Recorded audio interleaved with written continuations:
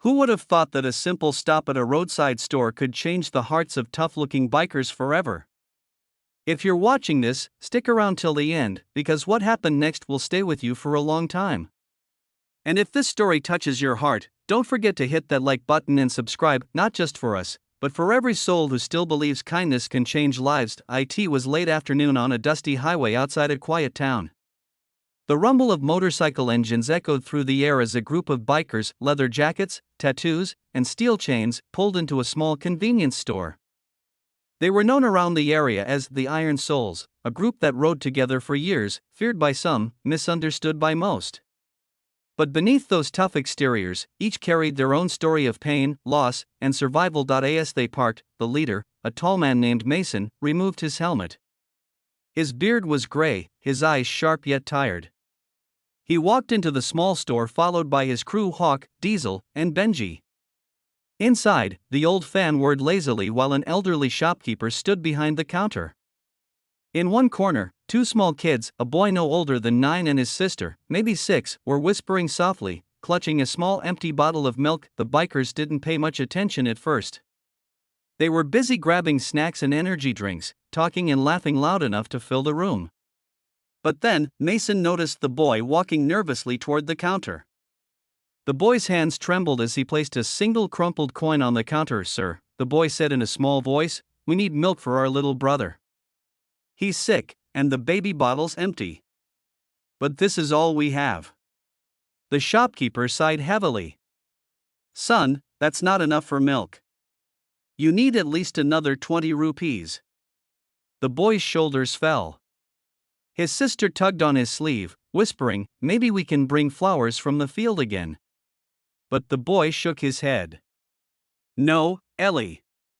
He needs milk now." The bikers, overhearing, exchanged glances. Diesel nudged Mason. "Hey, boss, you hearing this?" Mason nodded slowly but said nothing. He just watched as the little girl looked up at the shopkeeper with teary eyes. "Uncle," she said softly, "can you please give us the milk? We promise we'll return the money when we grow up." The shopkeeper's eyes softened, but his face remained uncertain.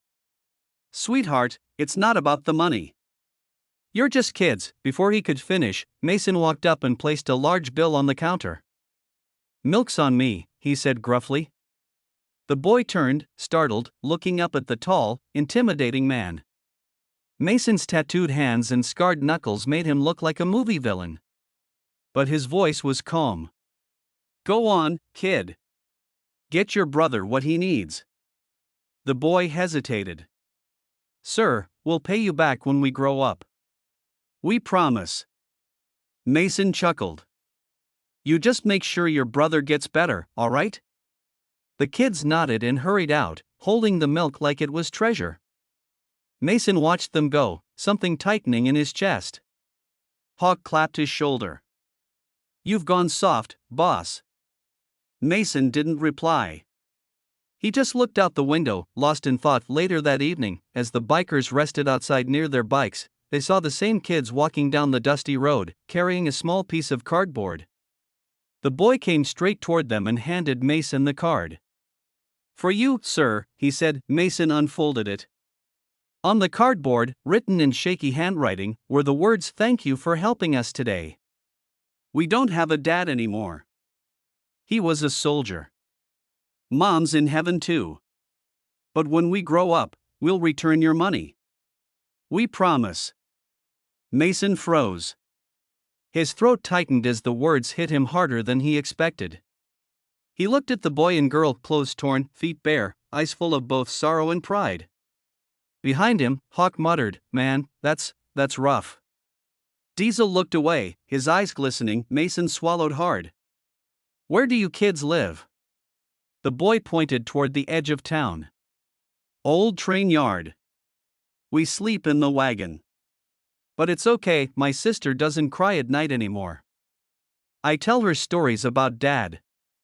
Without a word, Mason turned to his crew. "We're going there." When they reached the train yard, the scene broke every heart. An old rusted freight car sat under the stars, its doors half open, and inside were a few blankets, some paper drawings, and an old photograph of a man in uniform, their father. The bikers stood there silently. Mason knelt down beside the boy. "You said your dad was a soldier?"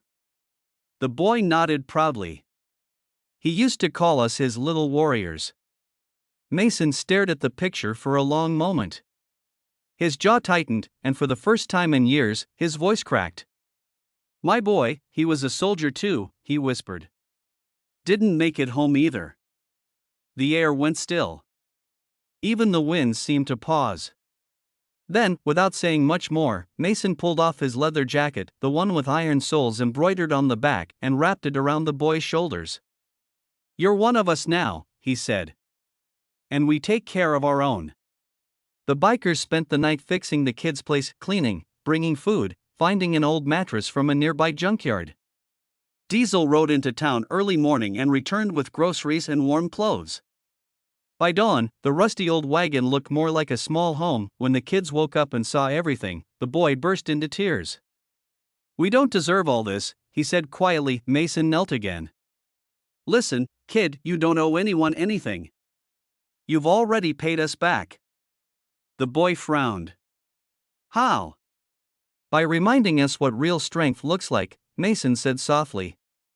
"Not in muscles, not in tattoos, not in engines, but in the heart of a kid who still believes in promises." That day, the Iron Souls rode away a little different. They weren't just bikers anymore. They were protectors, guardians of two small orphans who had more courage than most men they'd ever met. Weeks later, the shopkeeper found a small envelope left on his counter. Inside was a picture of the two kids smiling with the bikers, standing beside their cleaned-up wagon. On the back of the photo, in the same shaky handwriting, it said, "We got our milk. We got a family too." If this story touched your heart even a little, remember, kindness doesn't need grand gestures. Sometimes, it's just about paying for someone's milk, or stopping long enough to see the pain behind their eyes. So, if you believe in goodness, hit that like button, share this story, and subscribe. Let's fill this world with people who still care.